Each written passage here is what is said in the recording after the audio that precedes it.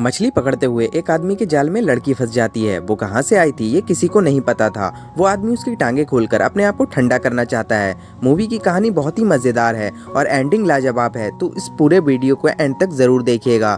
Movie के start होते ही हम साइरस नाम के बंदे को देखते हैं जो मछुआरा होता है और अचानक से उसके जाल में मछलियों के साथ साथ एक लड़की भी फंस जाती है। साइरस उसे देखकर चौंक जाता है। इसके बाद वो उसकी सुरंग की गहराई नापने लगता है। वो लड़की जिंदा थी इसलिए थोड़ा हिल रही थी, लेकिन उसके फेफड़ों में पानी भर गया था। साइरस पानी निकालने में उसकी हेल्प करता है। उस लड़की को कुछ भी याद नहीं था कि वो यहाँ पर कैसे आई। साइरस उसे हॉस्पिटल ले जाने के लिए कहता है, लेकिन वो लड़की उसे मना कर देती है। वो लड़की किसी से भी मिलना नहीं चाहती थी, इसलिए साइरस उसे अपनी मॉम के यहाँ लेकर आता है। उसकी मॉम मर चुकी और यहाँ पर साइरस के सिवा कोई भी नहीं रहता था। साइरस को अकेला रहना पसंद है। फिर साइरस वहाँ से निकलकर अपनी एक्स वाइफ मोरा के पास जाता है। इन दोनों का डिवोर्स हो चुका है। फिर वो अपनी बेटी को लेकर हॉस्पिटल जाने लगता है। उसकी बेटी का नाम एनी है और उसकी किडनी खराब है। एनी को ट्रांसप्लांट की जरूरत है। जब तक उन्हें मैच नहीं मिल जाता तब तक उन्हें डायलिसिस करना पड़ेगा, इसलिए वो उसे लेकर हॉस्पिटल जा रहा था। जब डायलिसिस चल रही थी तब एनी कहती है, आप मुझे एक स्टोरी सुनाओ। साइरस उसे एक स्टोरी सुनाता है। एक फिशरमैन था जिसके जाल में बहुत ही ब्यूटीफुल सी लड़की फंस जाती है। तभी एनी कहती है, क्या वो लड़की सल्की थी? सल्की बच्चों की नॉवल का कैरेक्टर है जो समुद्र से अपने सील कोट में आई हुई थी। अगर वो अपना कोट वरी कर देती है तो 7 साल तक जमीन पर रह सकती है। एनी इस बात पर बहुत ही ज्यादा बिलीव करती है। साइरस की स्टोरी इनकम्प्लीट थी, इसलिए एनी को अच्छी नहीं लगती। इसके बाद नर्स उसे इलेक्ट्रॉनिक व्हीलचेयर देती है, जिसे देखकर एनी बहुत ज्यादा एक्साइटेड हो जाती है। घर वापस आने पर मोरा बहुत ज्यादा गुस्सा करती है क्योंकि वो लोग लेट हो चुके थे। अगले दिन साइरस उस लड़की से मिलने के लिए जाता है। वो उस लड़की से कहता है, कल मुझे लगा था मैं सपना देख रहा हूँ, लेकिन अब ये हकीकत है। उसके बाद साइरस मछली पकड़ने के लिए जाता है। वो लड़की उसके साथ जाने के लिए कहती है, लेकिन साइरस उसे मना करता है। इसके बाद वो मान जाता है। साइरस उससे पूछता है, क्या तुम्हें अपना नाम याद आ गया? तब वो लड़की कहती है, तुम मुझे ऑन्डेन बुला सकते हो। ऑन्डेन सिर्फ नाटक कर रही थी कि उसे कुछ भी याद नहीं आ रहा। ऑन्डेन फिर एक गाना गाती है। इसके बाद जब साइरस मछली पकड़ रहा था तब उसे बहुत सारी मछलियां मिलने लगती हैं और वो ऑन्डेन से कहता है, तुम हमेशा मेरे साथ आ सकती हो और इसके बदले मैं तुम्हें कुछ कट भी दे सकता हूँ। इसके बाद साइरस शॉपिंग करने के लिए जाता है और वो ऑन्डेन के लिए कुछ कपड़े खरीदता है। उसे अंडरगारमेंट खरीदने में शर्म आ रही थी, इसलिए वो उन्हें चुरा लेता है। फिर वो एनी के पास जाकर अपनी स्टोरी कंटिन्यू करता है। साइरस कहता है, जो लड़की मुझे मिली थी वो गाना गाकर अपने पास मछली को बुला सकती है। एनी कहती है, सल्की भी ऐसा कर सकती है। फिर वो ऑन्डेन के पास आता है और उसे कपड़े दे देता है। दूसरी तरफ एनी लाइब्रेरी जाती है क्योंकि साइरस की बातें उसे अजीब लग रही थी, इसलिए वो बुक लेकर रिसर्च करती है। इसके बाद अगले सीन में हम देखते हैं जब ऑन्डेन नहा रही थी तभी उसके पास एनी आती है। एनी उससे कहती है, तुम वही लड़की हो जिसके बारे में मेरे डैड बात कर रहे थे। एनी उससे पूछती है, क्या तुम्हारे पास मैजिकल पावर है? मेरी बीमारी को तुम ठीक कर सकती हो? लेकिन ऑन्डेन उसे कुछ भी नहीं बताती। एनी कहती है, मुझे पता है तुम्हारे पास एक कोट भी है। अगर तुम उसे वरी कर देती हो तो 7 साल के लिए जमीन पर रह सकती हो। इसके बाद हम देखते हैं साइरस को एनी ने जो स्टोरी बताई थी इसके बारे में वो खुद भी रिसर्च करने लगता है। इसके बाद हम एक और बंदे को देखते हैं जो ऑन्डेन को ढूंढते हुए उस टाउन में पहुंच गया था। फिर अगले दिन साइरस ऑन्डेन को अपने साथ लेकर शिप पर जाता है। ऑन्डेन फिर से गाना गाती है। इस बार भी इन्हें बहुत सारी मछलियां मिलती हैं। जाल में ऐसी मछलियां भी फंस जाती हैं जो नॉर्मल जाल से पकड़ना मुश्किल था। अगले सीन में साइरस की बोट पर कोस्ट गार्ड आ जाते हैं और वो उससे कहते हैं, तुमने इस जाल से ये मछली कैसे पकड़ी? इसके बाद वो जाल को चेक करते हैं। यहीं पर साइरस ने ऑन्डेन को छुपा रखा था और वो कहता है, क्या बोट पर लड़की को लाना क्राइम है? कोस्ट गार्ड कहते हैं, ऐसा नहीं है। इसके बाद वो यहाँ से चले जाते हैं, लेकिन उनका ये टाउन काफी छोटा होता है। छोटी छोटी बातें भी सबको पता चल जाती हैं।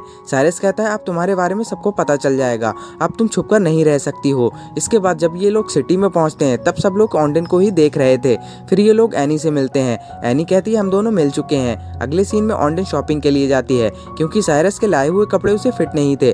फिर ऑन्डेन घर पर आकर एनी से कहती है, तुम स्विमिंग क्यों नहीं करती? तुम्हें बहुत ही रिलैक्स फील होगा। एनी को पानी से डर लगता है, लेकिन ऑन्डेन के साथ वो चली जाती है। जब ये लोग स्विमिंग कर रहे थे तभी ऑन्डेन के पैर से कुछ लगता है। उस जाल में कोई चीज थी। एनी को लगता है ये ऑन्डेन का कोट है और वो उससे कहती है, अगर तुम इसे मिट्टी में दबा देती हो तब तुम 7 साल तक जमीन पर रह सकती हो। ऐसा करने के लिए ऑन्डेन भी मान जाती है और ये उसे मिट्टी में दबा देते हैं। फिर ये लोग बोट पर आते हैं। तब एनी ऑन्डेन से पूछती है, तुम्हारा हस्बैंड कहाँ है? लेकिन वो उसे कुछ नहीं बोलती। एक्चुअल में जो आदमी ऑन्डेन को ढूंढ रहा था वो उसका हस्बैंड है। आज उनके यहाँ पर कंपटीशन था तो सब लोग उसे देखने के लिए आए हुए थे।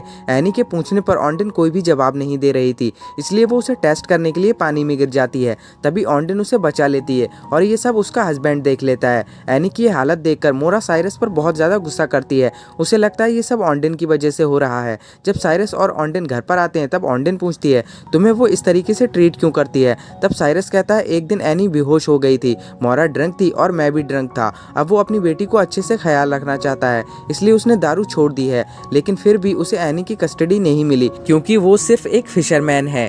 ये सब सुनने के बाद ऑन्डेन उसके काफी क्लोज आ गई थी और ये घपाघप करने लगते हैं। इसके बाद हम देखते हैं ऑन्डेन का हस्बैंड साइरस से बात करने की कोशिश करता है, लेकिन साइरस उसे इग्नोर करके चला जाता है। एक दिन वो ऑन्डेन को ढूंढते हुए घर तक पहुंच जाता है। ऑन्डेन उसे देखकर डर जाती है और पीछे के दरवाजे से भाग जाती है। जब साइरस वहां पर आता है तब ऑन्डेन उसे नहीं मिलती और वो उसे हर जगह पर ढूंढने लगता है। फिर एक जगह पर वो उसे मिल जाती है। ऑन्डेन उसे बताती है उसका हस्बैंड उसे ढूंढ रहा है, अगर वो विश कंप्लीट कर पाती तो वो एनी की बीमारी ठीक कर देती। साइरस कहता है मैं विश करता हूँ तुम हमेशा के लिए यहीं पर रह जाओ। अगले सीन में हम देखते हैं मोरा का हस्बैंड और मोरा ड्रंक होकर गाड़ी चला रहे थे। इस गाड़ी में एनी भी थी। दूसरी तरफ से ऑन्डेन का हस्बैंड बहुत तेजी से गाड़ी चला रहा था।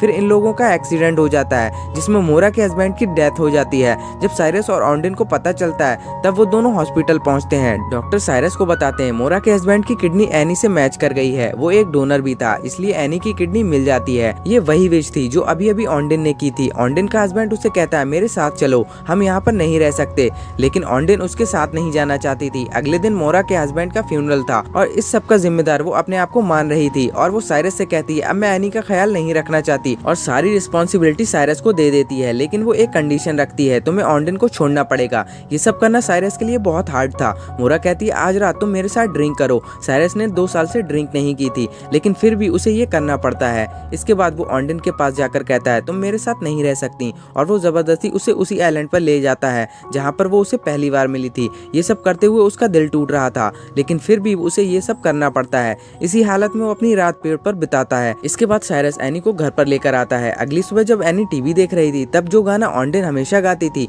ये गाना टीवी पर आता है। ये गाना सुनने के बाद साइरस रियलाइज करता है ऑन्डेन कोई समुद्री जीव नहीं है, ऑन्डेन समुद्र से आई हुई लड़की नहीं है। वो जल्दी से भागकर उसके पास जाता है। वो उससे पूछता है मुझे सच सच बताओ तुम यहाँ पर कैसे आई हो। तब वो बताती है मैं रोमानिया में थी और एक गैंगस्टर मेरी हेल्प लेकर ड्रग को सप्लाई करता था। एक दिन वो पानी के रास्ते से जा रहे थे तभी पुलिस आ गई। मेरा हस्बैंड बहुत ही घटिया आदमी है, उसने मुझे कहा तुम पानी में कूद जाओ और मैं तैरते तैरते डूब रही थी, फिर तुम्हारे जाल में फंस गई। ये सब सुनकर साइरस को बहुत बुरा लगता है। इसके बाद ये लोग घर पर आ जाते हैं। घर पर पहले से ही ऑन्डेन का हस्बैंड मौजूद था, उसके साथ एक और आदमी भी था। फिर वो उन सबको धमकाने लगता है मुझे मेरे ड्रग्स वापस चाहिए। हमने मूवी में देखा था जब ऑन्डेन को कुछ मिला था वो ड्रग्स थे। फिर ऑन्डेन उसे बता देती है, लेकिन वहाँ पर उसे वो बैग नहीं मिलता क्योंकि एनी ने वो बैग निकालकर कहीं और रख दिया था। एनी को लगता है जब तक वो बैग जमीन में दबा हुआ है ऑन्डेन 7 साल तक उसके साथ रहेगी। काफी पूछने के बाद एनी उस बैग की लोकेशन उन्हें बता देती है। इसके बाद जब वो लोग बैग लेने के लिए जाते हैं तब ऑन्डेन को पता था उसका हस्बैंड उसे आसानी से नहीं छोड़ेगा, इसलिए वो रस्सी खींचकर अपने हस्बैंड को पानी में गिरा देती है। उसे तैरना नहीं आता था इसलिए डूबकर उसकी मौत हो जाती है। इसके बाद ऑन्डेन को पुलिस पकड़ लेती है क्योंकि वो यहाँ की सिटीजन नहीं है। वो उसे उसकी कंट्री में ट्रांसपोर्ट करने वाले थे, लेकिन साइरस को एक आइडिया आता है अगर वो उससे शादी कर लेता है तब वो यहाँ की सिटीजन बन जाएगी। साइरस ऑन्डेन को प्रपोज करता है और वो उसके लिए हाँ कह देती है। इसके बाद ये लोग बोट पर जाकर शादी करते हैं। इसी के साथ मूवी की हैप्पी एंडिंग हो जाती है। आई होप आपको एक्सप्लेनेशन अच्छा लगा होगा। अगर आपको वीडियो पसंद आया तो प्लीज इसे लाइक कर दीजिए और चैनल को सब्सक्राइब कर लीजिए। मैं मिलता हूँ आपसे अगले वीडियो में।